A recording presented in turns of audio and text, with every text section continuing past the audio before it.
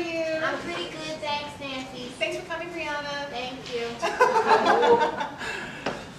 Thank you all for coming tonight. I'm happy to welcome Jody Zellen and Brian Moss for the 4th InterArts Visiting Artist Lecture. And I invited them because not only being dear friends, they are two really amazing and in some ways very different artists who've been really closely connected for a number of years. Brian works with photography and public installation and community projects in LA. And Jody has been an early developer of web art pieces, graphic design, and now she's making iPhone apps as art. So I thought they would bring two really diverse views as a lecture team and also be really interesting and entertaining as well. So thank you again for coming, and please welcome Brian and Jody.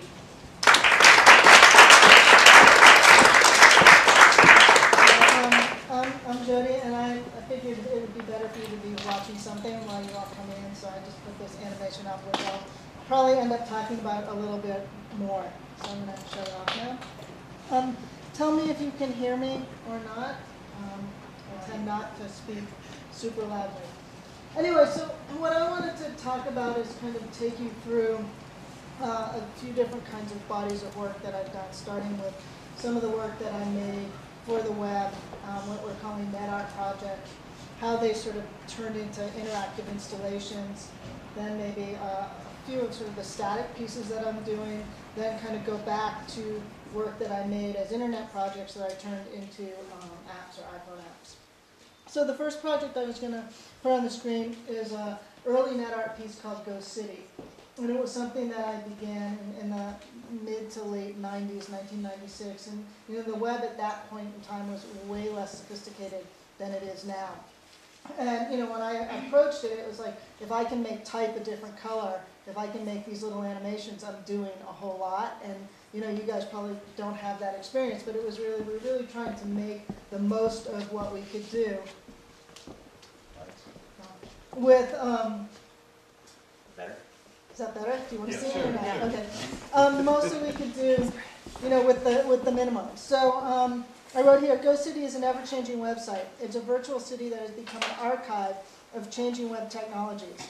Ghost City has no physical space or real time beyond the space and time of the viewer's interaction with the screen. Ghost City focuses on the representation of the city by the mass media.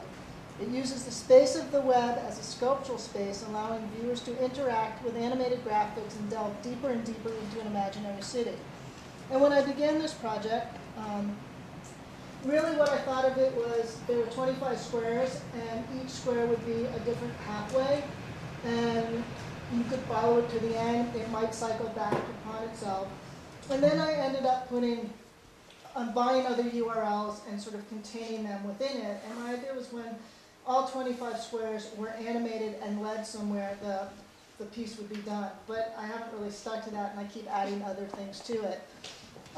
One of the things that I was really interested in was these little pop-up squares that kind of go all over the screen, and that's something that I've continued to use in a lot of my pieces. And at that time, if you did something like that, people kind of freaked out because it was sort of took over the computer. So let me just go back. So inside Ghost City, I have a bunch of other URLs. There's a piece called TalkingWalls.com. There's a piece called Disembodied Voices, a piece called Visual Chaos, a piece called Random Paths, a piece called All the News That's Fit to Print and Spelt Wrong, a piece called Crowds and Power. So if we go back here, and we can go to all of these different squares, and they will tell us what they are. So if we click on the O, it goes outside to another piece called Disembodied Voices. I'm just going to kind of quickly take you through some of these. Of course, I don't remember where I put things. This one is called Crowds and Power. Oh, slow down. And it uses some of the same principles that I used in that first part of Ghost City, where it opens up pop-up windows, but these pop-up windows try to make the image contained again. And in a sense, I was thinking about the screen as having depth as a kind of sculptural space, so that if you clicked every single square in all of, or anything here or anything here, it would also add something to the screen. And then, of course, you have to go through the tedious process of closing all the windows. Which, people get frustrated. But my idea with these projects was to kind of challenge and to kind of push the boundaries of the medium. So I'm not going to take you through all of it, but at the beginning, everything was just these kind of real simple hyperlinks. One thing led to another, things were hidden, so I was inviting you to walk down a pathway. And they're really, really simple GIF animations, because at that point, that was really all that we could do. And, trying to kind of use, I'd been doing a lot of photography before, and it was kind of taking the images that I had used, taking some of the text I had put in my pieces, and trying to bring them together in this new medium. Jumping ahead a little bit, another net art piece that I was commissioned to do is a piece called Without a Trace. And how this piece works is, I thought of it in a sense as the way a comic works. Like if you were going to read Doonesbury or some comic, you would go to it every single day, and every day it would change. So with this piece, what I did is I brought together 5 different elements. This is a cartoon that I had taken from the newspaper, and I removed all of the words. These were a series of drawings I did by tracing images and text from the newspaper by holding them up to the window, drawing with a pen, and then scanning them. These are the 3 words randomly selected that came originally from this comic strip. This is the current RSS feed from the New York Times. So every time you refresh this page, if the RSS feed has changed, this line of text is going to change. And this is an image that comes from the World News page from the New York Times. So as this changes, in addition throughout the day, every time you come to it, it could be different, except these 3 elements are the same. And so what I did with this piece, Jody, check out that text. was every day I collected it for a year. So this is going back 3 years to 2009. So I made a screenshot of what that image looked like every day for a year. I'm trying to kind of think about, what happens, how the news is represented, how it changes, and how we can go back in time and look at it. Moving ahead a little bit, and I've used some of this source material in other projects, which we'll see in a moment. Another net art piece from 2009 is called Urban Fragments. And again, it's using the idea of pop-up windows, and you were looking at the animation that I had on the screen when you came in, but I broke it up again into pop-up windows into these fragments. That should be loading. There we go. Again, cluttering the screen, but really thinking about what the relationship between these little fragments were and how they work together, as opposed to seeing them, all linearly one after the other, but you can see them all at the same time. And then, of course, you still have to do this wonderful thing like close all the windows. And so, a lot of the way my net art pieces work is I give you a huge selection of things to choose from. Each one of them opens up a new window with something to explore. And truthfully, I don't remember what all of these things are, but we can click on a few of them. So that's another animation, flash animation. Not all of them. This one, we're missing the plugin. Oh, never mind there. This is another a piece that I used later on in an interactive installation. So again, it's trying to think about ways that I can collect all of the different fragments of things I do and present them together. Another project from 2010 is called Lines of Life. And when I create these projects, I usually get a URL for them. So I have like 10 different URLs, each containing a project. And they're all basically nested into one server. But I feel like I want each of these projects to be unique so that they have their own URL. So this was another piece that was a commission, a small commission, and it's called linesoflife.net. And what I was thinking about in this, it just opens up and it says, if you have pop-up windows, please please turn them on, was using some of the source material from the previous project where the computer had traced the image from a news image from the New York Times. What I did is I broke them into small squares and then just brought the original image back in. So every time you roll over, you see, one form versus the other of the images. And each one of these squares, again, takes you to another animation. Or sometimes they're static works. And it also pops up a second square that ends up being a Marshall McLuhan quote. And so my idea was if someone had the patience to go through the entire piece and click every single square, they would get, these small things, but every time they went back, clicked another one, at the end of the day, the whole screen here would be cluttered with these small black squares with a single word that would spell out the quote. But I'm not gonna take the time to go through all of these. But again, I like to frustrate the viewer. I like to kind of say, oh my God, not again. And just putting all of this stuff on the screen. So anyway, that's some of the net artwork. And some of the ways that I thought about interacting with the computer, I wanted to bring back out into a space. And I've done 3 or 4 interactive installations. I'm not going to show you all of them here. I'm just going to start with this piece done in 2008 called The Blackest Spot. And I'll just read the text and then I can kind of go through it. It says, The Blackest Spot was an interactive installation that used Elias Canetti's seminal text, Crowds and Power, as its point of departure. Canetti speaks of crowds as a mysterious and universal phenomenon whose density creates the quote-unquote blackest spot. Using images of crowds culled from the daily newspaper, The Blackest Spot explores the representation of crowds and the myriad reasons for public gatherings. Using animated imagery, fragments of sounds from well-known speeches throughout history, drawing, this installation transformed the gallery space at Fringe Exhibitions, which was in Chinatown in Los Angeles, into an arena placing the viewer in the role of audience or speaker. As the viewer interacted with triggers strategically placed on the floor of the space, they could choreograph their own experience, alternating between contemplative quiet and a cacophony of cheers, and the many facets of public gatherings were explored. So these are just some images of the space. So they were basically it had 5 projections.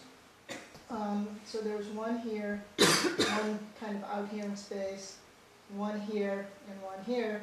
And those 4 were looping animations. The projectors were on the floor, so that if you walked into the space, you would then cast a shadow onto those 4 walls. The 5th wall, or the 5th projection here, was the one that was interactive. And it started out just being a sequence of crowd images. And as people came in, they could step on these photographic panels, which were placed on the floor, that had sensors underneath them, so that every time you stepped on one, you would trigger something else to happen. And it would either change an animation that was projected onto this space, or it would bring one of, we had 4 speakers, so it would bring one of a series of sounds into the space. And I was interested in alternating between, fragments from speeches throughout history, sounds of marching, sounds of applause, with the idea that you, as the viewer, would be surrounded by all this stuff and kind of think about the relationship between being the center of the crowd, the center of attention, but also a member of the audience. So these are just some images when, during the opening when there's some people there.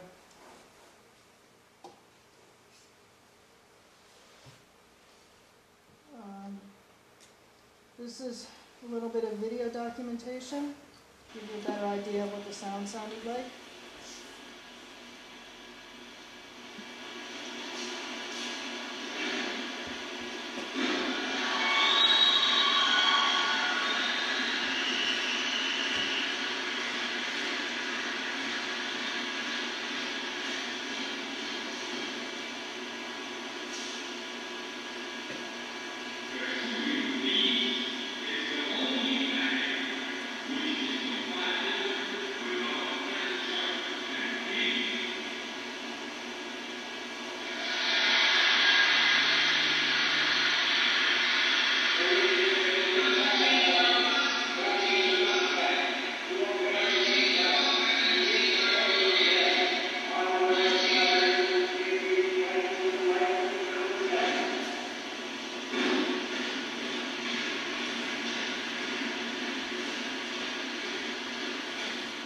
in some senses it was difficult to sort of figure out what was happening.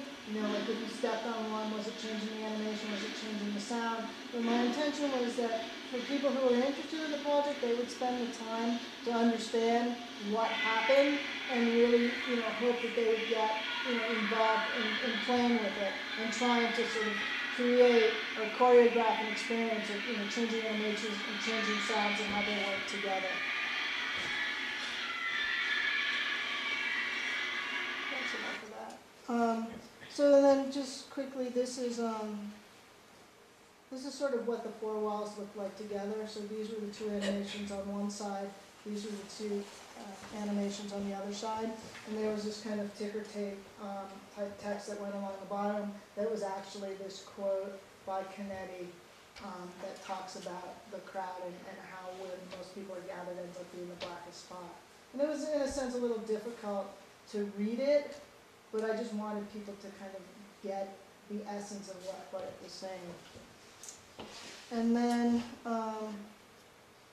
this is a simulation of what the back wall was, the interactive wall, so it sort of just flipped through these crowd pictures. And then if you stepped on, you know, say one of the triggers on the floor, it would introduce a sound, but then an overlay of another animation would come into the space. Different sound, different overlay of animation.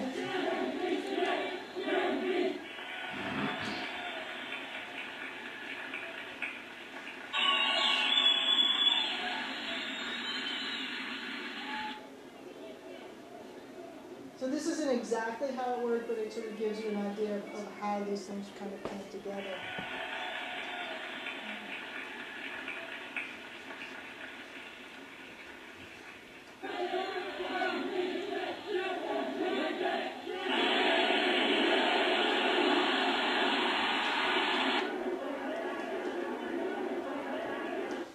So, and as I said,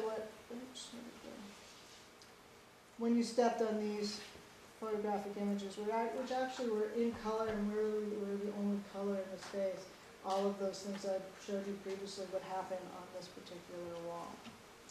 So that was a piece called The Blackest Spot. The next kind of interactive installation I did was a piece called The Unemployed. And I kind of have to back up a little bit, but what I wrote here is, in addition to making web projects and installations, I also make drawings. The drawings sometimes are used to make flash animations, which is the animation that you were looking at when you came in.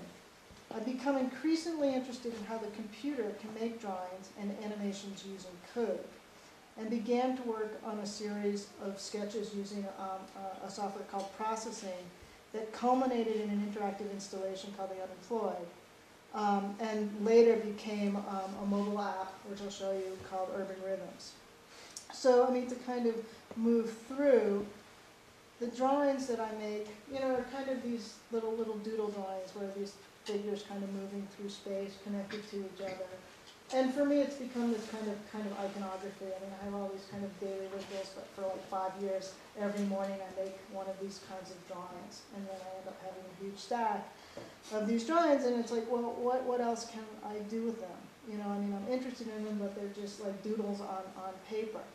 So the doodles on paper, you know, became, in a sense, this animation, which was going before.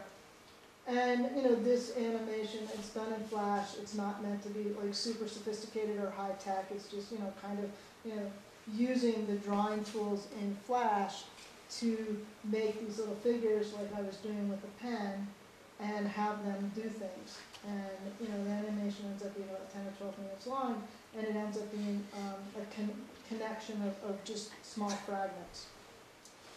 So that's that. And then, like, sort of began to explore code and kind of went back to school.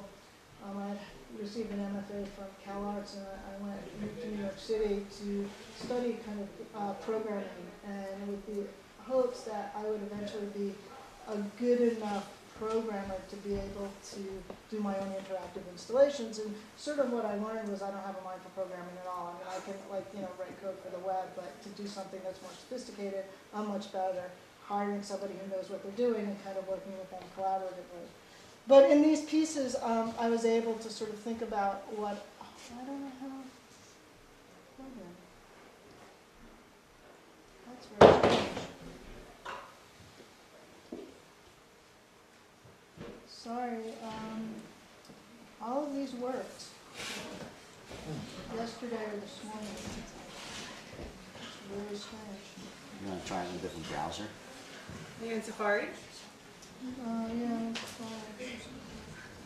This is really weird. Is it the processing thing, or is it I don't know. a flash thing?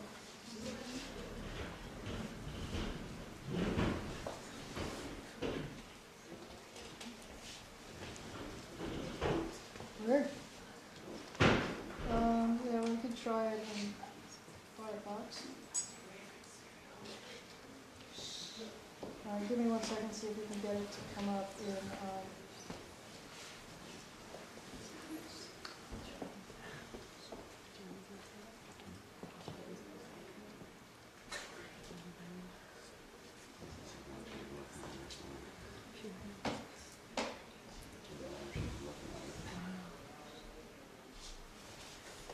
you know, it's like a Java plugin, it's like you turn around and there's a new one and it's not working. Let's see. Weird. Okay, so I won't be able to show you those. Because, they're not coming up, and again, I'm not exactly sure why. Anyway, so I made these processing sketches, which were these little animations that were plotted points to create these figures as opposed to line drawings. They'll see it in the app. Anyway. And so then what happens is, you know, they began to animate, they began to move through the space in what I thought was like an urban space.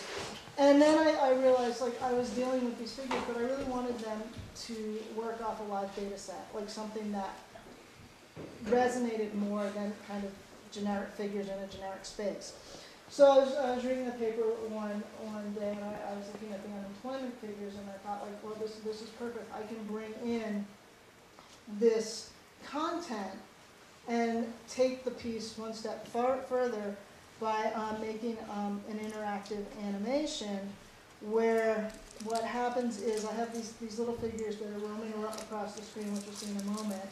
I have a webcam or a video camera that captures your image as you walk in front of it, and it transforms your silhouette into a kind of a denser accumulation of the figures. So when nobody's in front of the camera, these little figures are kind of just roaming across a space that stands in for a city space for me. It's just basically a grid.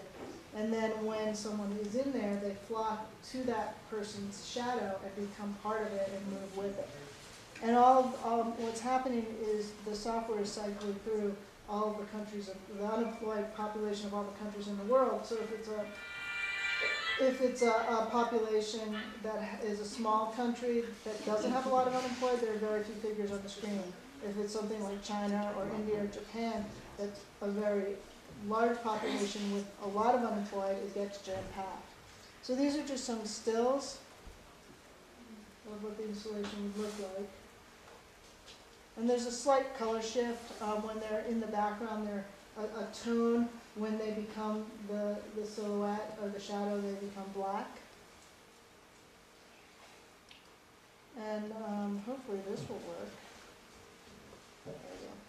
So this is just some video documentation of an installation of it in Barcelona. I was invited to be part of an exhibition there that was at a design museum, and it was basically up for a year.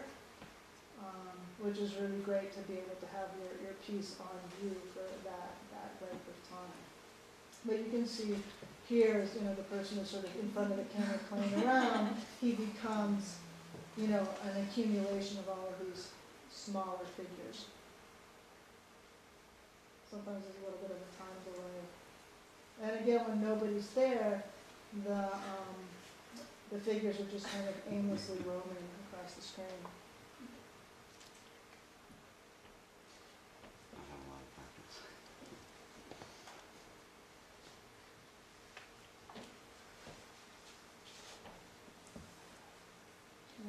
go in case there's a close-up so you can see them better.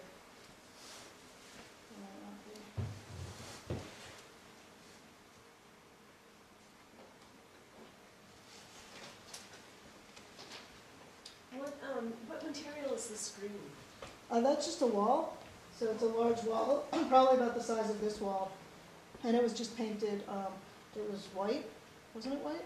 Yeah. Yeah, so that it would, sort of be able to really show off what was there. And the room was dark, or for the most part dark. What was the ratio of figures to unemployed people? We did it on a curve, so that, I took in all the data that I could find at that time, and because the software would bog down if there were too many figures, about the most I could have was about 1,000. Yeah. So, if they have a population had 1 million, it was reduced, say, to 1,000. And then it was on a curve, so that like Iceland or Isle of Man had like 3 figures, because their population is really small and their unemployment is really small. And within the installation, and also within the, I turned this into an app, on the website for the app, I list the statistics and the curve. So those are some interactive installations. Quickly, I'm going to just run through just some of the static work, which are photographs that are digital photographs that are made by combining images that I find in the newspaper and scan with these drawings that I was doing where I traced images from the newspaper and then kind of brought them back together. It's a little bit washed out there. And I showed these in an exhibition in 2007, so there were 10 photographs. And just because I don't have a ton of time, I also created an animation. Another flash animation, but it was kind of thinking about the same content, the drawings, the background images, and how I could create these sort of simple animations that broke them apart and brought them back together.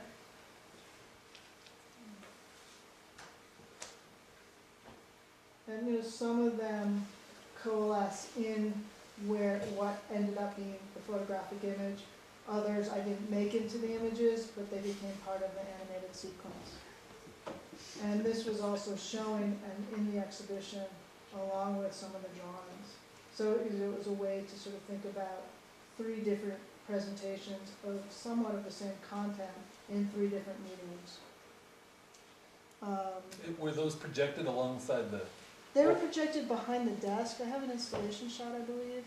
So here, this is where the animation was, and this was like the desk of the gallery, the counter was here, so it was presented behind the desk, and then the photographs were on 2 walls, 5 on each wall, and then there was a grid of drawings in the back. And then, speaking of grids of drawings, this is moving closer to the present. This was an installation I did this summer. It was a 1-day exhibition, and recently, I got sick of doing everything on the computer. You sit there and you're staring at a machine, and lots of time goes by, and you're still sitting there staring at the machine. And I felt like I needed to do something different. I needed to be a little bit more active. And so I would be making these digital collages. Did I put that here? No. And thought like, well, maybe I could project them and paint them. So that's what I did. So let me go here. And so these are sort of some of the digital collages. Again, using some of the same subject matter, images from the newspaper, trace drawings from the newspaper, and then an actual photograph that I grabbed, again from the World News image from the New York Times, reduce it to its essential pixels, so I really pixelate it, blow it out in pixels, and then recombine everything in the computer to make these kind of digital collages. And when you're really, really far back, you can begin to see that the image in the background coalesce into something.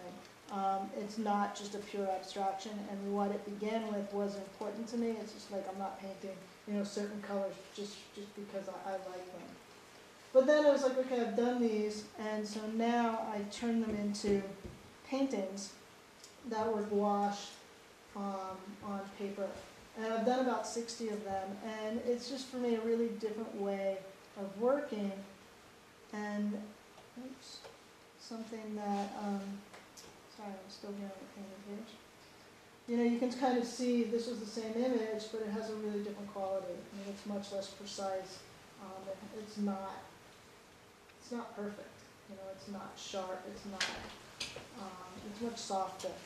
And so with these paintings, I had the opportunity to put them together into an exhibition and see them for the first time, as opposed to being sort of just a pile in my studio on the wall. And I felt like it worked really, really well. So there was one wall that had, I don't know how many that is, like 20-something, 20, and then a smaller grid of 9 on an opposite wall. And I hadn't really looked at these or seen them or had anybody comment on them.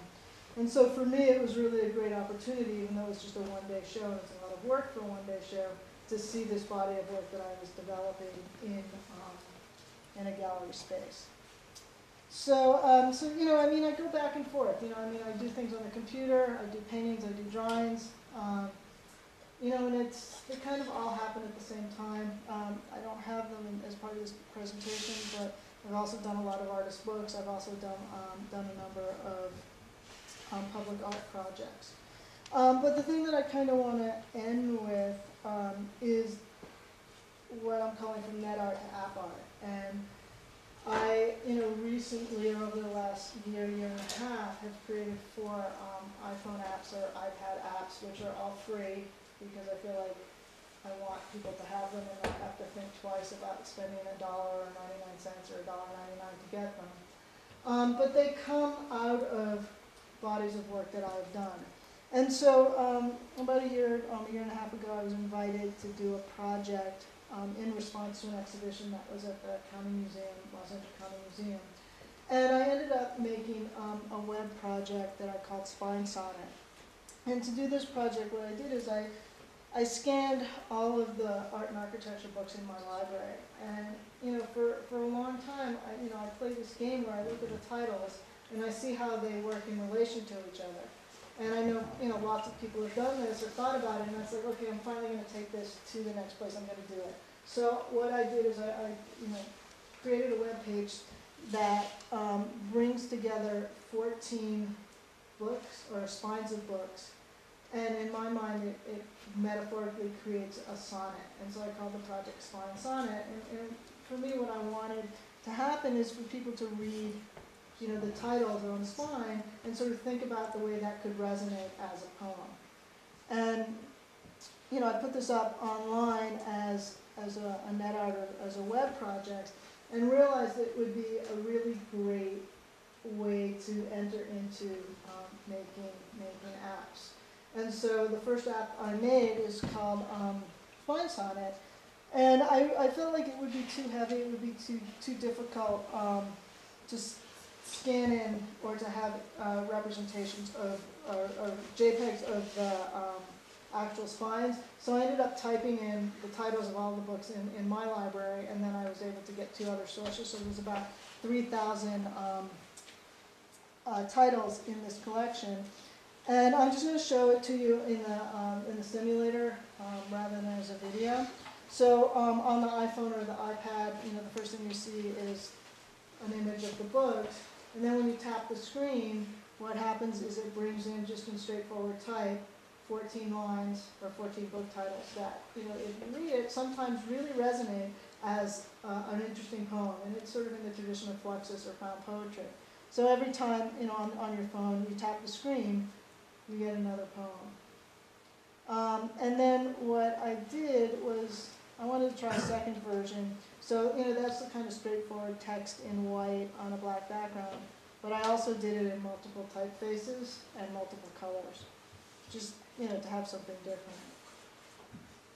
So that's basically all this project does, called Spine Sonnet, but my idea with making it as an app was, I was noticing people, in line or everywhere on their phone, and, you're doing Facebook, you're checking your email, you're texting back and forth, and I said, like, why couldn't somebody be looking at a work of art? Why couldn't I think about, like I thought about net art, making artworks for the, for mobile, for the iPhone or the iPad.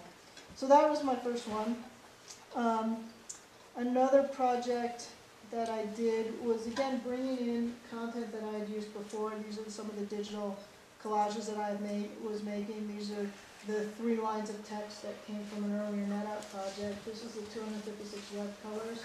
And these are some of these doodle drawings that I made. And so I put it together in an app that I called Foursquare, which was a really brilliant name because there's a social networking app called Foursquare. And so people, when they go to the App Store looking for that, find this. And so I get anywhere between 100 and 500 downloads a day of this particular app. It's really amazing. If I look at my other apps, I get 2, 3, 5. This one I get hundreds. And if I had sold it, I would be completely rich right now. But I didn't sell it. I gave it away. And they haven't sued her yet either. So basically, this is how the app works. It's, again, just simple. You tap on any of these 4 squares. That's why I called it Foursquare. But you can also change the position. And, when you're on the phone, you can, take a screenshot of it and share it or any of that. And again, a lot of my work is about random juxtapositions. What happens if I tap these things? Like with the poem, will it resonate? Will these 4 things come together in a meaningful way? So that's Foursquare.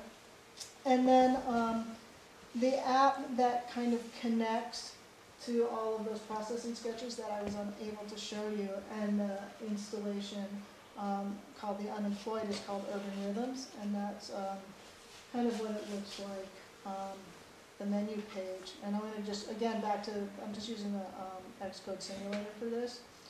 So when you, and this is the iPhone version 2 sides, because for some reason the iPad version doesn't want to work in the simulator.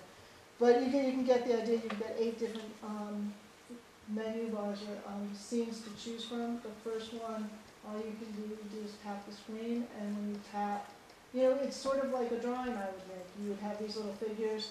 In this particular one, it's randomized in terms of what orientation they would be, what color they would be, and if you would get a big one or a small one. And so, if you just keep tapping and tapping and tapping, eventually you might get some kind of composition that you like, that you might want to share with one of your friends. At the bottom, you can go back, or you can take a screenshot of it, to the menu bar. And so I sort of, increase these. This one, as you draw, you get more figures, tapping or drawing. And these are just black on white, white on black on white. And the next one, they begin to have a tonality, but they're also animated. And if you're on the phone, if you shake the phone, it clears the screen and you can start again. And these will, they'll just flow, move, forever. Again, another part of this is there's a really slight line that you can see, but they follow this specific path. I don't know if you can see the line in the projection, but if you swipe the mouse or your finger really quickly, you get a lot of them. If you go really slowly, you get fewer, and then they just follow the line. And in some sense, if you get into it, you can watch this forever and ever, because what happens and how they interact and how they move becomes really interesting, or at least to me. The next 2 are sort of more game-like, and it uses the accelerometer in the phone so that you can tilt your phone, and the object is to have these little figures get stuck on these squares, and when they get stuck, they light up, but you can also move the squares. And as you, if you keep clicking, more figures come into the population, and eventually there's a big one. And the big one, when it goes over the small ones that are stuck on the square, releases them. They disappear. So it's kind of game-like. And this next one is even more game-like, so that the object of this, you can tap, and it doesn't really work in the simulator because I can't move it, but the idea is there are all these different color figures, and the object is to get like a blue figure on a blue square, a red figure on a red square, and the idea is to get a figure on each one of the squares, and when that happens, it just illuminates, they light up. And then you win, and it's really hard, because I can almost never do it. But you can just tap, and you have control as to where they go, and you can kind of cheat it. In this one, it's sort of more about moving toward, or in mass toward the figure in red, and as it moves out, then they flock to it. And all of these, the behaviors within and how these figures move is sort of specific, and it follows something called steering behaviors. And then the very last sketch is the unemployed. And in this one, it's a different curve, because again, I couldn't have that many figures within the phone, it would have brought it down. But they're moving within the confines of the silhouette of the different countries. And again, every time you tap, you get a different country in a different color. That one's pretty dense. So that's the unemployed. And then one other quickly app that I've done is called ArtSwipe. And ArtSwipe uses 100 images from the Los Angeles County Museum's image bank, as well as images you take with your camera and images you've saved in the camera roll. And really all it does is create an exquisite corpse, which is a surrealist game where you could write or draw or combine different images. And so the idea of this is once you bring in these different images or play with some of the ones that are loaded in, you can scroll across and make different combinations. And in the simulator, there's only a few images. It doesn't allow me to access a camera or my camera roll, but you get the idea. And so there's images from our history, and when you go to information, you learn a little bit about the sort of educational, what an exquisite corpse was, shows some of the examples through history, and when you click here, it crashes it. But you can get, when you click on images, you get to see all the images. There's 100 loaded in there. If you double tap it, it gives you the curatorial information, so it is somewhat educational. And so those are the 4 apps, and just that's me. That's what the 4 apps look like. And as I said, if anybody wants them, you guys all have iPhones. You can just type my name into the App Store and download them and play with them. So I think that's my 45 minutes. So I think I gotta end it there. Thank you.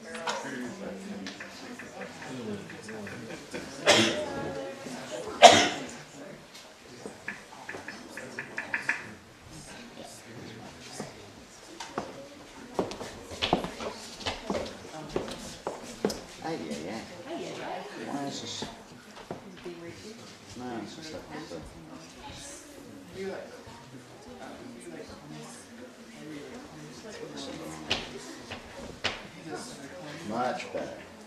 All right, I'm ready. I think.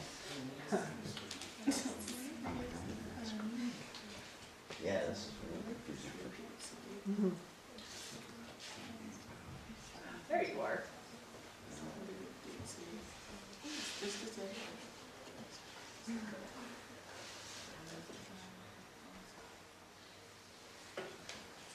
cool. Cool.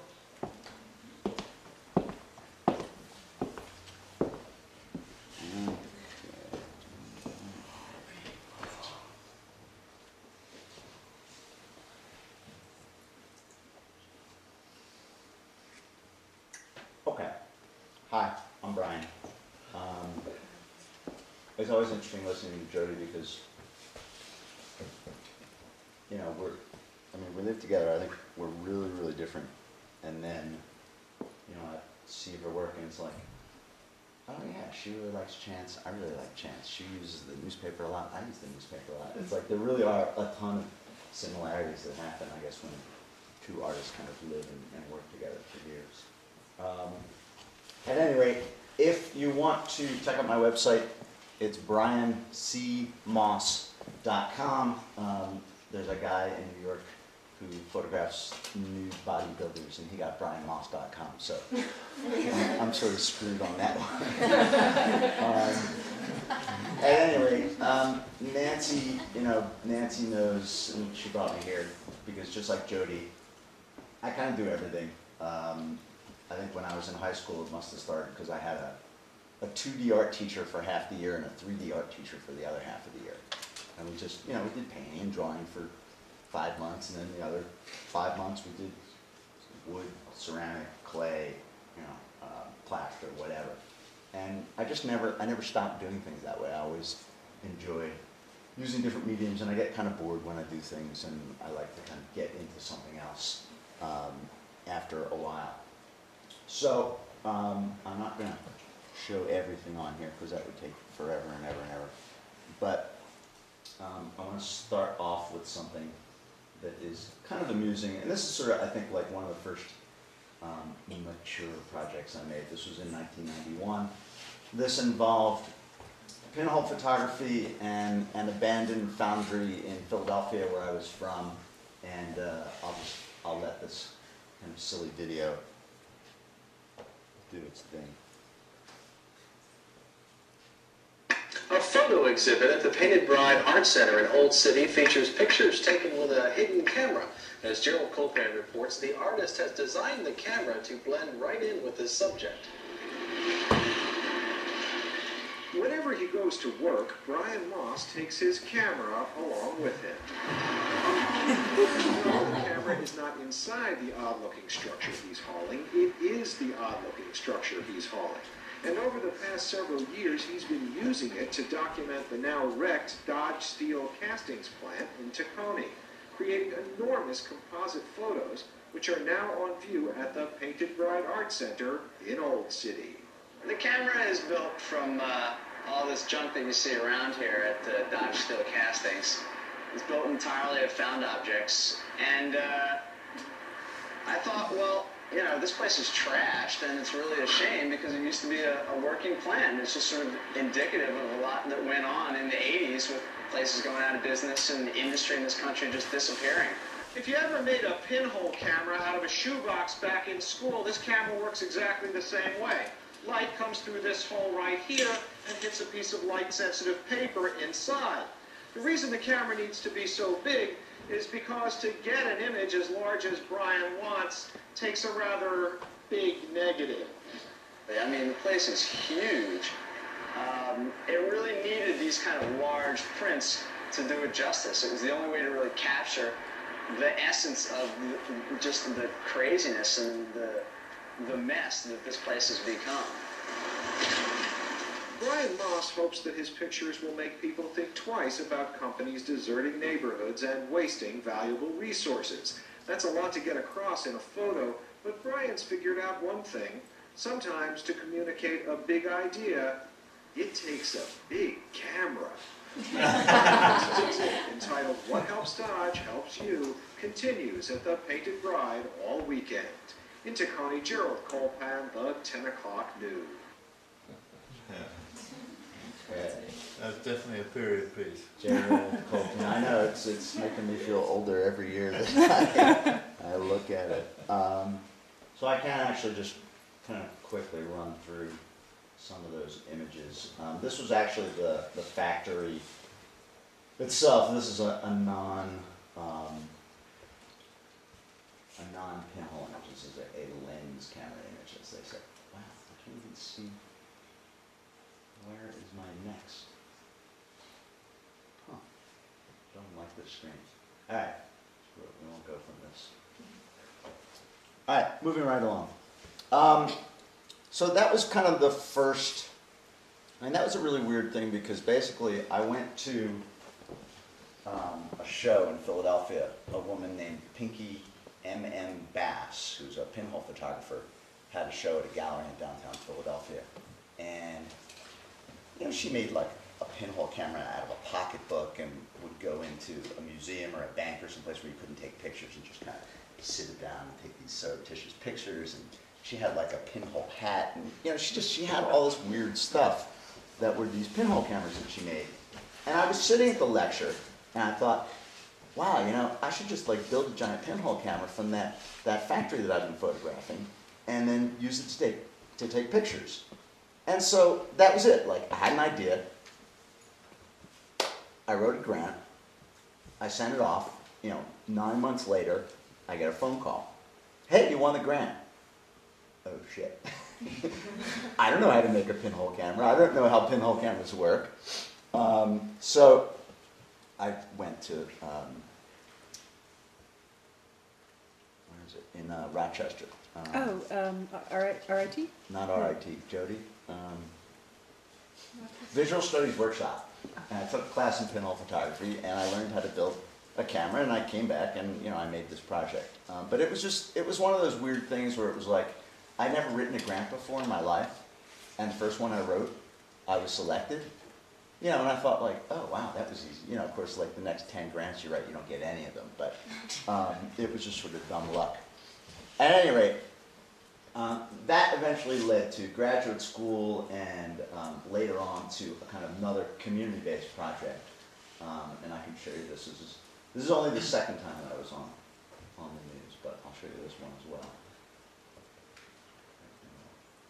This is a very different project, but it also uses pinhole photography. Photography is changing the lives of cancer patients, one picture at a time. A group of people have at least two things in common.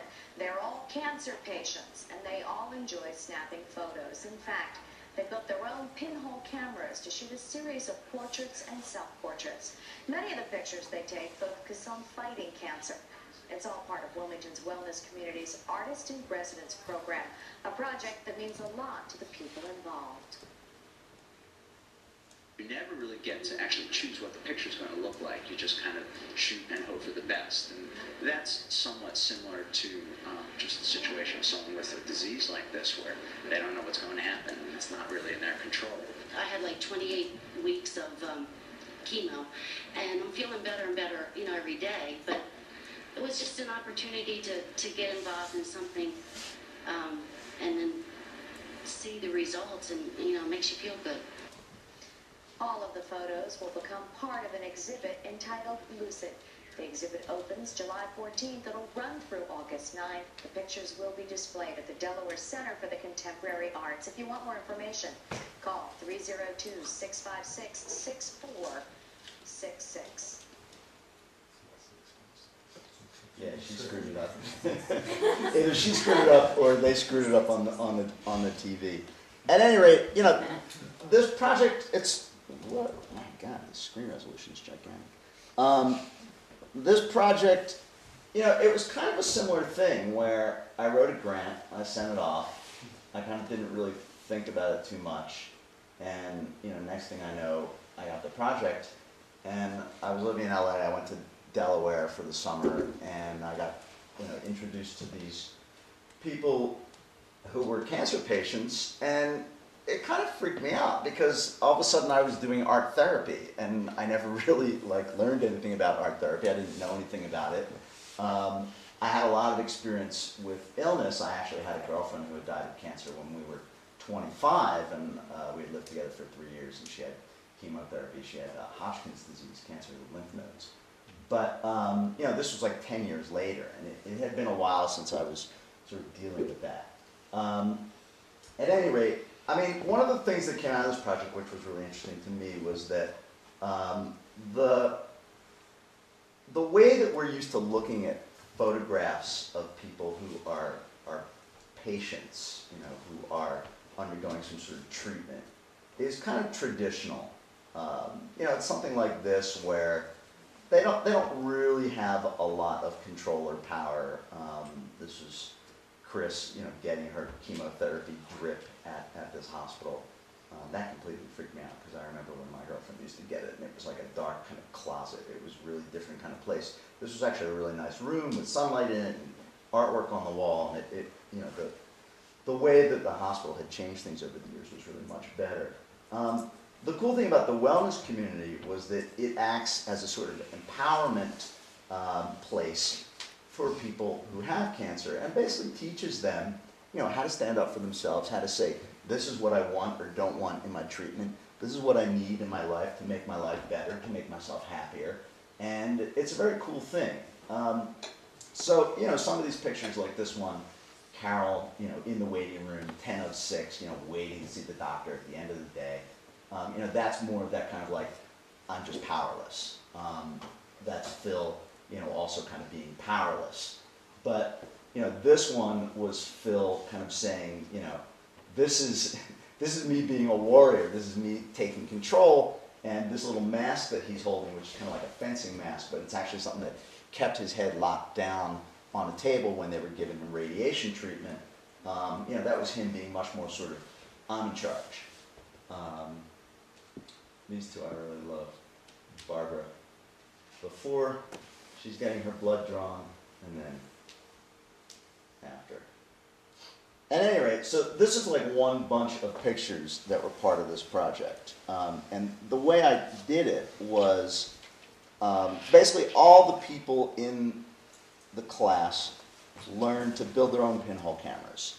And they all made self-portraits, which was something that I had watched my girlfriend do when she was sick, and it really kind of made her feel better about her life. So it was something that I wanted to kind of encourage these people to do as well. So these are all these photos that are made by the people that I was working with. They're their photos of themselves made with cameras that they built from objects that were of importance to them.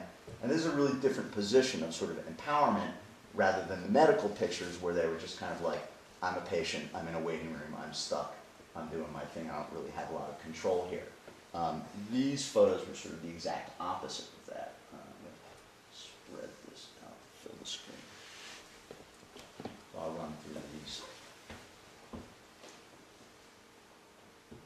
And these are quote-unquote non-art people, is that correct? Yeah, all these people were not artists. They had, most of them had never done photography before, or drawing, or painting, or anything like that.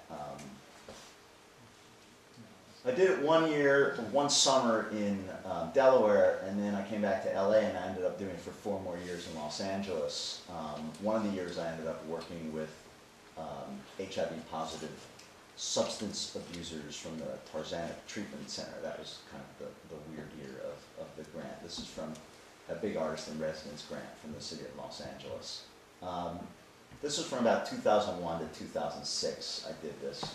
And I mean, a lot of these people unfortunately did end up dying, and it got a little depressing for me, and I kind of needed to take a break, and I guess it was 2006, 2007.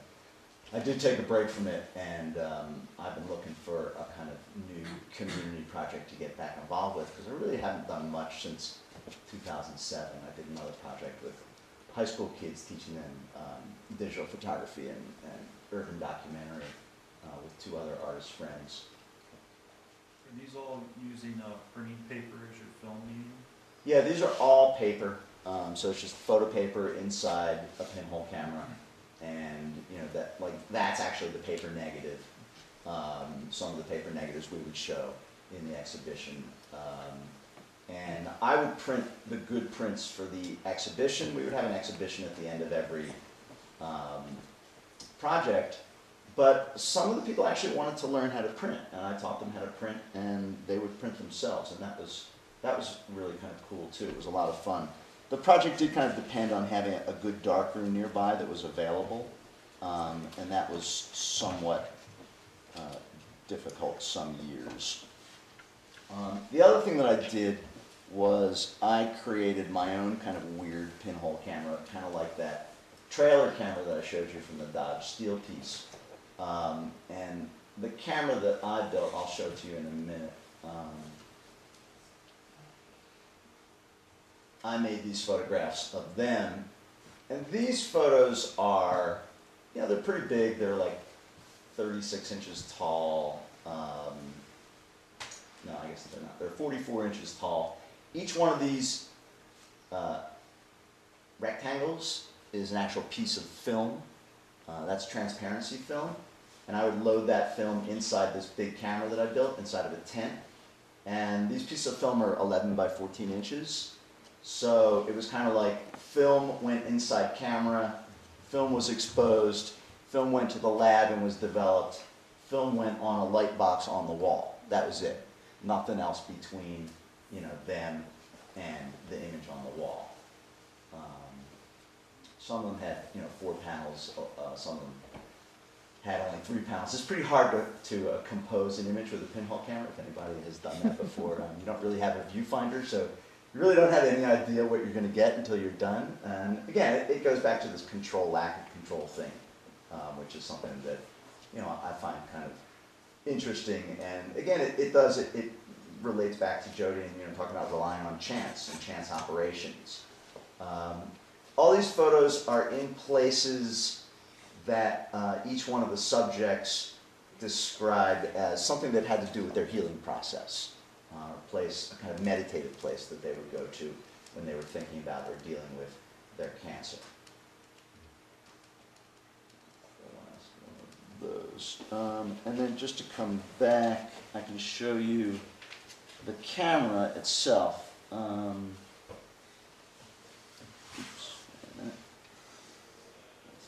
There's the camera. The camera was, this project is a little insane because you can't, you put photo paper inside a camera and take it outside, it's not that big of a deal. But you buy like a box of 10 sheets of 11 by 14 transparency film for $100, and you take 14 of them into a tent and you screw it up, you're really in bad shape. You've got to then go waste another 14 sheets of film. This is the actual structure of the camera, this kind of triangle thing here, and these black lines are where I would hang these 12 or 9 sheets of film from when I would take the picture. Then this whole thing would be kind of swaddled in a big sort of black cloth. That's the actual camera, which I placed inside of another tent to keep even more light out of it because the black cloth was not really enough to make it completely light tight. I had to put several layers of black cloth on it and then put it inside another kind of pop tent outdoors. And then this is one of the shots that I did on the sidewalk in Los Angeles, making a pinhole photograph in the middle of the day on Washington Boulevard in Culver City. A little part of the Occupy movement here. A little insane, but and then just to show very quickly, and then I'll move on to the next project. At the end of each kind of residency, and I did 5 residencies with different people. Some people repeated each time. We would have look. What was that? Back here. To make this fit on the screen. We would have an exhibition at the end of the residency. And what I really liked about the exhibition was that I would show the photographs that I made, these kind of what I call the medical photographs over here. I would show these kind of more meditative photographs, and there would be some wall text with something that they had written about this sort of meditative aspect of this photograph. And then I would also show their photographs, all of their self-portraits or portraits of their friends or their family or their home or whatever. And we would have them all in the same exhibition. And we would kind of hang the show together, and we would decide which pieces went into the show and which pieces didn't go into the show. And it was a very collaborative event. This was the next year. This was the first year in Delaware. This was then the Tarzana project in LA.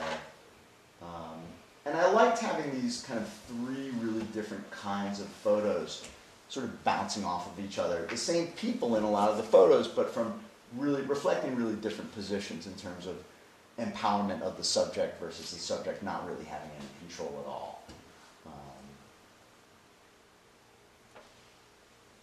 So there you get a feel for the size of the light boxes in the exhibition space.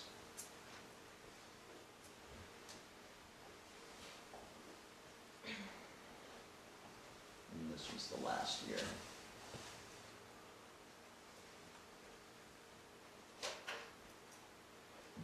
Okay, so from there we're going to switch. We're going to segue to something really different. 842. Okay. I guess I'll just do the one.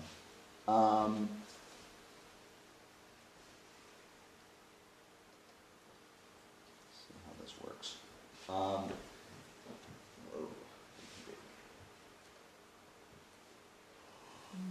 Okay.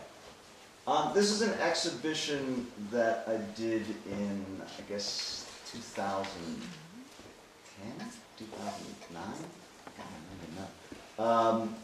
This was an award from the City of Los Angeles. It's called the COLA Grant, and it's an individual artist award. And they give you $10,000, although actually that year we only got $9,000 because the city had budget problems.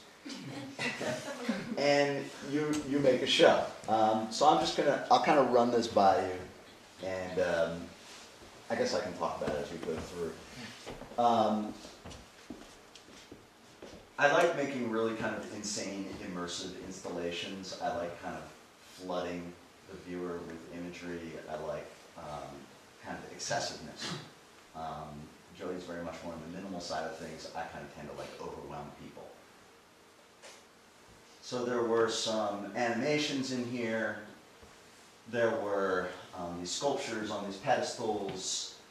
There were found objects on top of the pedestals and in the other room. This wall was a kind of banner that was made by like a billboard kind of sign company. That is, I think it's 144 8-inch square images.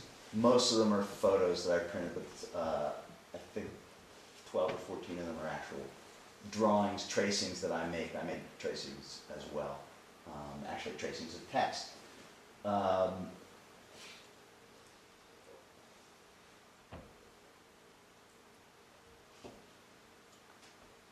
then I can give you a little bit more of where this comes from in a minute.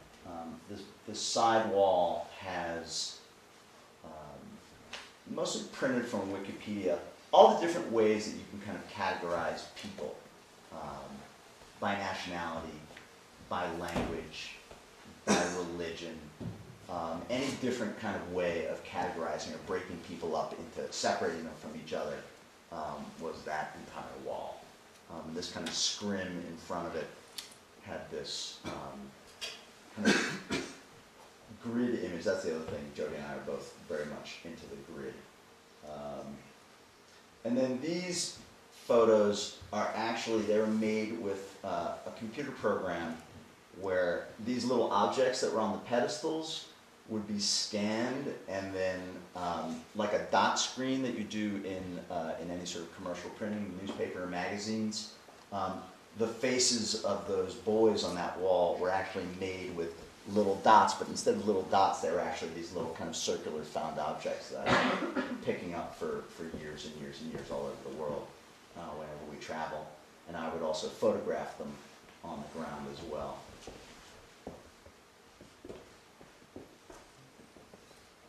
This was another animation.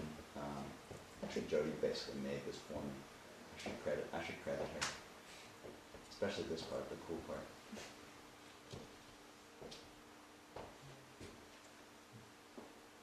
And then these are the, it's a kind of running, it's basically an animation. It's just many photos kind of running. And there's always something kind of dead center. It's about the kind of centering aspect of photography. How when we look at things through a camera, we do tend to kind of put things dead center in the middle of the composition. And where's my mouse? There it is. Okay, cool. All right, 847. So I'm going to go through these and kind of make it a little bit more comprehensible where all this was coming from. Back to the newspaper thing.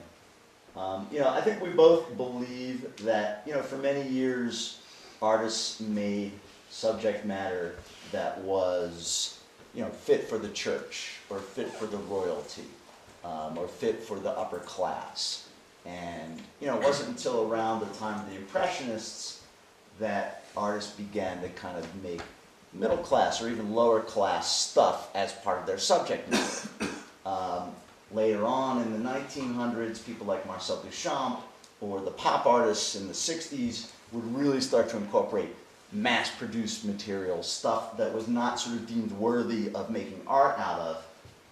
And I think both of us, in addition to the appropriation artists of the 1970s and 1980s, both of us really got a feeling that, I look at the newspaper every day. The newspaper is just as much a part of my life as, the person who's standing across the street or the tree that I'm looking at out my window. And why can't I make art out of that, right? So I had been kind of thinking about how, again, this installation was about categorization. How do people kind of separate themselves from others? How do people create groups? Who's part of the group? Who's not part of the group? Why am I part of this group but not part of that group? Can I be part of two different groups? Is that possible? And I noticed that, again, back to the crown thing, there's a certain kind of photograph in the newspaper and the magazine all the time that shows a crowd. Here's a picture of Obama on one side and Hillary Clinton on the other side at a march during the election back in 2008. And they're surrounded by a crowd of people. It's Martin Luther King Day. They're doing a march. This was an interesting picture because, in fact, these are all sort of Democrats, part of the Democratic Party. And yet, even within that party, you've got two sides, two people who are going against each other, Clinton and Obama. The other thing for me that was interesting was the way that grids are used in the newspaper, the way that, again, heads and faces are kind of cropped and isolated, and the circular aspect of just a little head in a square became something that I was trying to sort of relate all this stuff to, whether it was the dot screen of the newspaper, the circle of a head, the globe that we live on, the orbit of the planet. All these things sort of I try to have them come together in this exhibition. This was even just a weird photo. It was a group of Russian kids at a tennis academy. But I looked at it and it's like, wow, these kids, they don't all look like they're Russian, right? Because Russia, at that point, and formerly the USSR, encompassed all these different regions of completely different types of peoples, yet these were all supposedly Russians, right? Even this photo of the Hasidic boys in New York, right? They are the same, and yet they're not the same. So how do you sort of get at this? Anyway, we go through the stills, and you get a little bit better sense. These are obviously these kids, and that is in the position that they are in the original photo. But from this side, then, you can see they're kind of lined up according to height. So the smallest in the front, the tallest in the back. So I'm categorizing them according to their height in this image, and then in this one, I'm kind of recategorizing them as they were in the original photograph. This is a close-up. Each one of these pedestals had that same photograph of each one of those children, but on 4 different sides of the pedestal, there was a slightly different image made with this kind of dot screen program that I had a friend write for me. And That's the little kind of found object on top of the pedestal. The other thing on the top of these pedestals are actually scans of all the different T-shirts that I own, and they're just, it's a color. These were all kind of the gray colors. We'll get to that more later. This is a sort of a shot of basically like the 4 different sides of this one pedestal right here, with the head in each of them. And there's then a close-up. And you can sort of start to see, if you look at it really closely, this is actually a John Baldessari antenna ball that an artist made and was giving away at a gallery in LA many years ago. And I kind of made that the thing that this face was made out of. That was a little kind of ivory Buddha that my girlfriend, who had died, had in her possession. This is, again, the wall, the background of this wall, and this was a kind of transparent scrim, and you could go behind there and kind of look at this. These 4 images are all basically circles or circular. They're different ways of representing the planet, but in fact we're kind of zooming in here on the Middle East, here on Jerusalem itself, the site of tremendous conflagrations and arguments about who's part of what, who's not part of what. This is actually a kind of particle accelerator explosion. That's the actual image itself.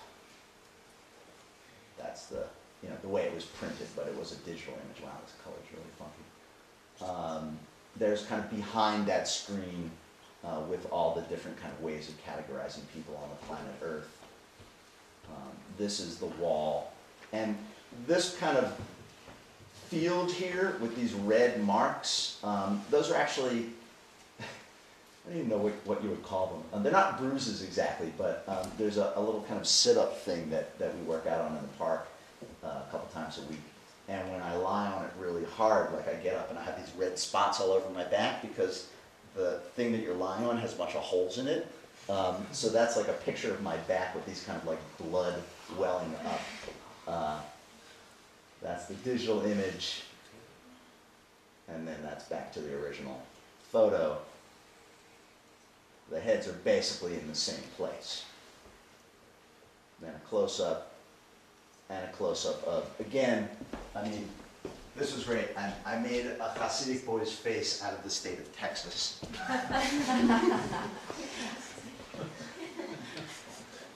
Little flower face. And then this image is actually a self-portrait. It's my face from my 1982 passport photograph, but it's made up of many, many, many, many different squares. All the actual people that are in these images are all women. There's no men, it's just women, but it's making me. So again, what about me is woman-like? What can you make a man out of a bunch of images of women? How is that possible? Does that work or not? There's a lot of little stuff in here. This is the digital image. I can't really go into all this, but again, these color squares are my t-shirts. Boom, boom, boom. These squares are actually little pieces of paper money that my grandfather had with him when he emigrated from the Ukraine in 1920-something to the United States. They're just sort of the patterns. These are the grids that some of these faces came from. So these women were actually Korean sex slaves for the Japanese army during World War II. And again, this is just a New York Times photo, but I took these faces, I broke them up, and I ended up putting them into this self-portrait, questioning how is it that men treat women. These are faces of girls who have disappeared in the city of Juarez in Mexico over the last 10, 20 years. That disappeared. These are American soldiers who were killed by Major General Nidal Hassan at a Texas Army base some years ago. He's actually been in the news again lately because he got a new judge for his trial, and there was a whole argument over, he wanted to grow his beard long because he is a true Muslim, and the army says you can't grow a beard, so they had like a big tete-a-tete. Eventually the judge got thrown out and they got a new judge. These are women that I was maybe interested in dating on, God, what was that? One of those like computer dating things. Many, many years ago. Those are my t-shirts. And then again, this is a close-up of the different faces. These faces, actually there's a bunch of these too. They're all from photos of my relatives in Russia and Ukraine from way back in like early 1900s, late 1800s. I think that's all. Oh, and then this face came from that Martin Luther King Day march with Obama on one side and Hillary Clinton on the other. This is one of these drawings that I did. It's a text tracing, and these were all paragraphs that kind of described a type of person. They came from random articles. I would just collect them over the years, and I would trace them and then put them on that wall. These are kind of, these are weird animations. I'm running out of time, so I'm going to kind of run through them. This was a table. These are, yeah, this is another project. These were actually a giveaway. This was great. I made 1,000 of each of these, and they were posters. Basically, anybody who came to the exhibition could take one home with them. And some of that imagery was also went into the other parts of the piece. And then this is this table with all these found objects. They're all circular.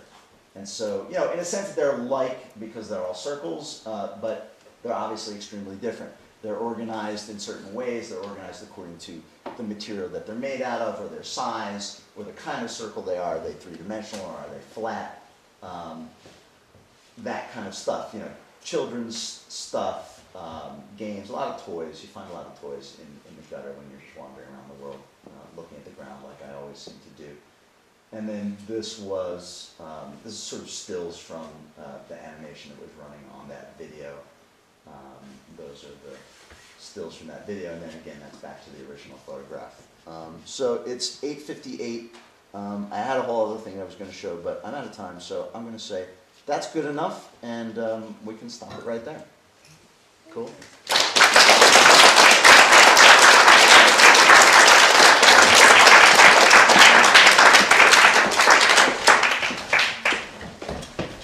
I thought it would be great if we took maybe 15 minutes or so, because you guys just saw a lot of really diverse work, and you probably have some questions. So if you guys wouldn't mind to come up, I'm sure that people have some things they want to say. We also have tea and cookies outside. So, yeah. So if you want to grab a cup of tea and talk. Yeah, it'd be great. So please, feel free to make associations, or if you have a thought about how something was made, or what it's about, or how their work connects. We'd love to hear from you. Don't be shy. And if you want to grab a cup of tea and Question. come back and talk, We have a question then, in the front. Yes. yeah. I was wondering, with the camera, the really gigantic one, how did you get that, how did you get the paper inside the bag? Question. Can you repeat the question? I will repeat the question so everybody can hear it. She wanted to know the giant pinhole camera that made photos that were 10 feet tall by 10 feet wide in a grid of 9 squares, 3 rows of 3. How did I get that paper inside the camera? Which is a very good question. I didn't talk about that. Basically, photo paper comes in sheets, but it also comes in rolls. And they make a 40-inch wide roll of paper that's 100 feet long.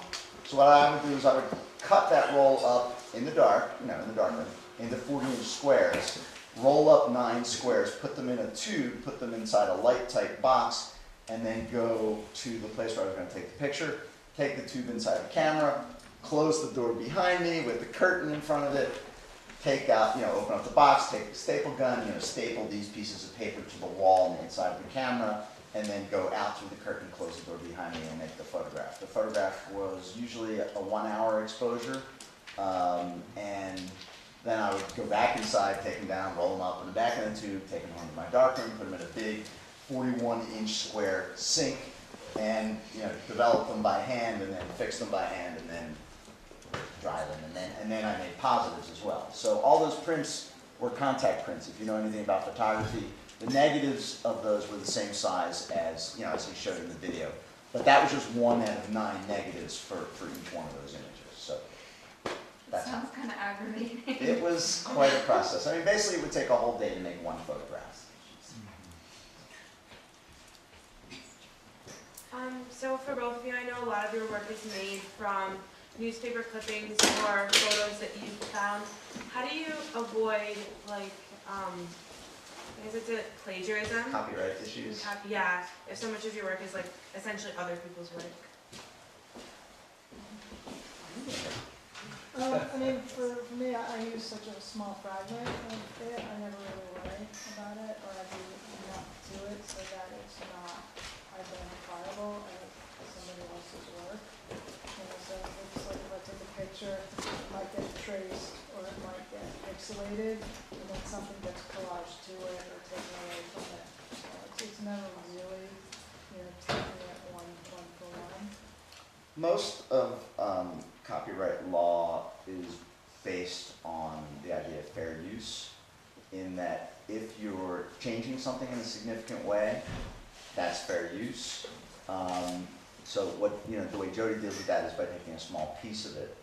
The other thing that it's about is if the person who's stealing it is actually making any money off of it, and neither of us make really any money off of our art at all. So I don't know if you may have heard, somebody just showed a film in Sundance that was shot surreptitiously at Disneyland.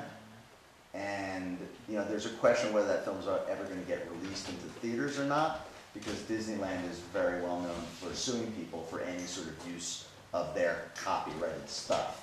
I don't know. I mean, would they win or not? That's another question. Once it goes to like a lawsuit, then you got to deal with, okay, can I even afford to hire a lawyer to defend myself? It gets very complicated. But yeah, I mean, I think for most of us who grew up kind of making art since the 50s, 60s, 70s, 80s, the idea of worrying about sort of being sued for taking somebody else's work is not really, somebody like Jeff Koons might have to worry about that, but not us really.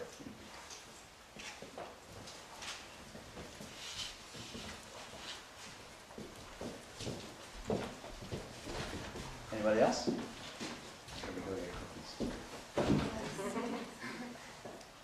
What did you do before you started doing the things with the computers? I mean, I was doing more photo work. I started out with camera making pictures and then using found images and cutting them apart and putting them together, sometimes taping them together, layering text over it. And then sort of cut and paste collage with photos, but then moved into using the computer to do some of that work, and then into doing animations. But like back in the 70s when she was in high school, she would use a 35mm camera and black and white film and actually make prints in the darkroom. I mean, that's that's what I did too. Neither of us really make pictures like that very much anymore, although I'll still do, I'll do like pinhole work, which is sort of photography, but kind of different.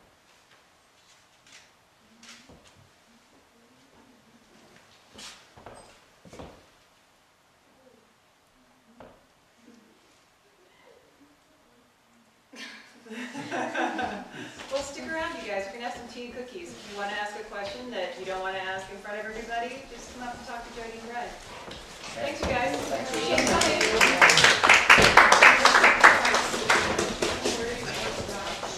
Thank you, enjoyed it. Didn't you have that art project?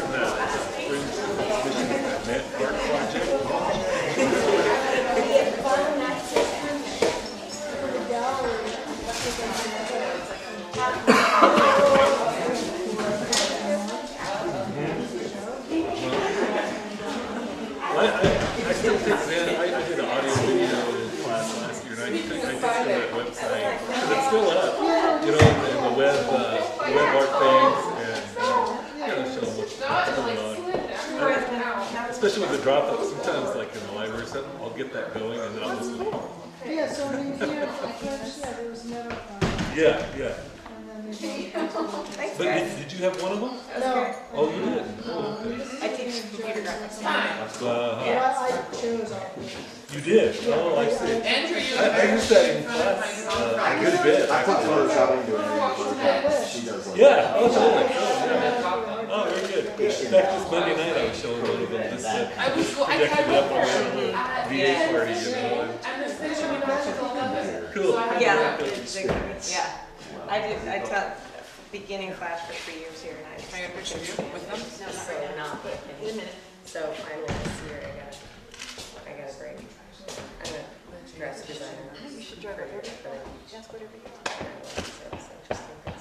You don't have to worry about asking me. It's such a bummer when the. I can't get it to work. I made it work on Saturday. What happened? Do you know what happened? Is it just a browser? Thank you so much. Later. I mean, I think I have to go out some other software, some Java plug that changed. So I don't know if I could have changed from Saturday. From yesterday. So weird. The day before. And then I just changed it all together. Yeah, we were just looking at that like the other day. No. I mean, I just. But he's my favorite grandparent, so. Where are the now pictures? Well, thank you for coming. That was very interesting. There was a great meal one could have asked, but they've all needed to go off and do their own. Because check-in's at 10, so you know. We tend to over-exaggerate. No, there was no over-saturation. No. Definitely. It's definitely like a sort of an elegant relationship between the two of you. Great. Thank you. What drives your guys' art? Like, what drives you to make art?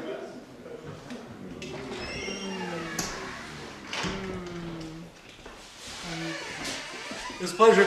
I enjoyed it. I like a lot of that fun. experience. Oh, sure. Yeah, no, I think they benefited from it. Charlie particularly. Thank you very much. Thank you. Guys. He has that kind of interdisciplinary mind anyway, so I Nice. think that'll benefit him. What drives you like that? All right. I'm out of here. We have a compulsion. I think it's like once you do it for long enough, Can't stop. you just sort of, it's because it's not like any other activity.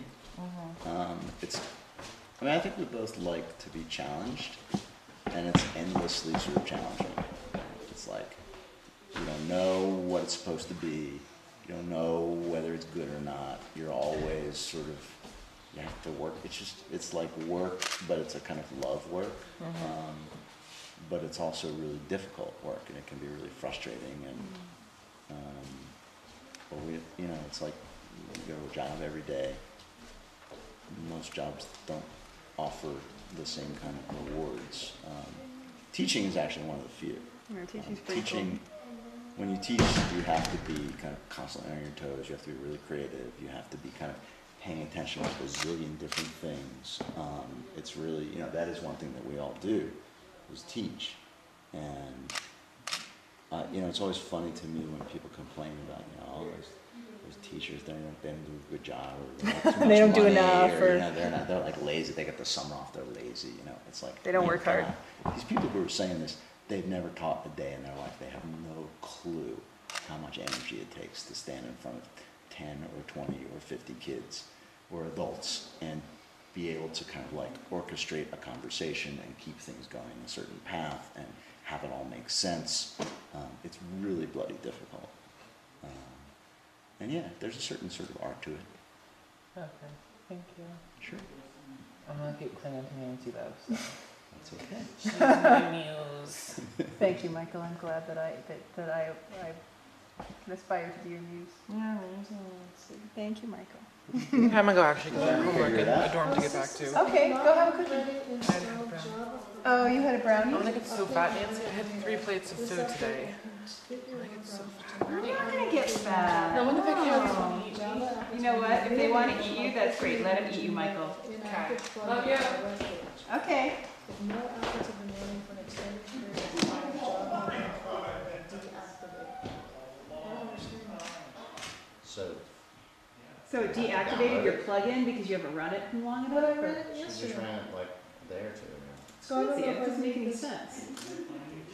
I'm sorry, you guys, I'm just compulsively shooting some photos. for you. Clicking away. You can just ignore me. Just keep ignoring me. So you're not gonna have a real dinner. Well, we had some of that. I'm sorry. I went too long. Oh, man. I stopped right at 9. You were great. I had a whole nother like folder with like I'm the 90 same way. images in it. It's like, okay, I'm not going anywhere near that one. You know, the Kamikaze show, the one that Oh was my just god, yeah, the this- one you guys just did. this summer, yeah. Yeah. It's just like, oh well. So is there tea? Yeah, it is. There's tea and cookies. There's tea. Yes, eat it, please. Take some with you. Thank you very much.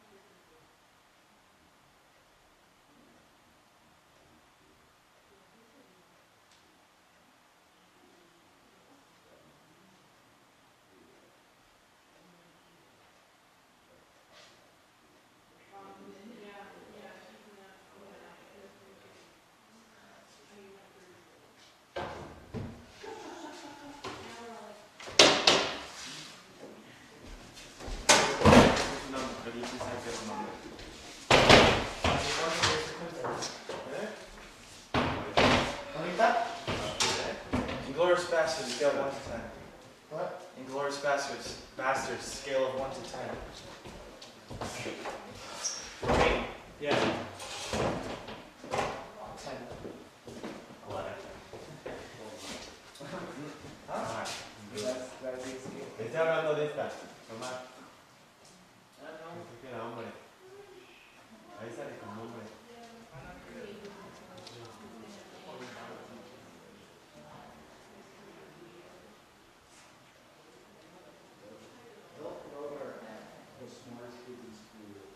Those kind of like kids in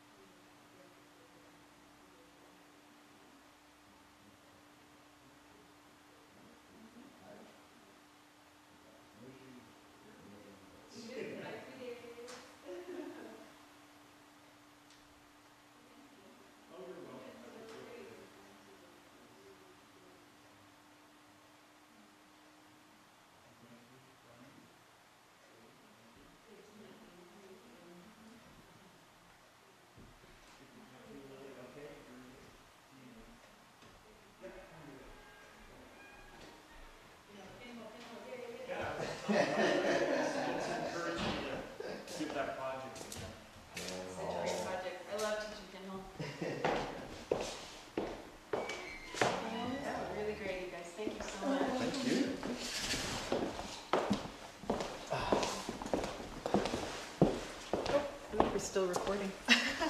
Oops. That's okay.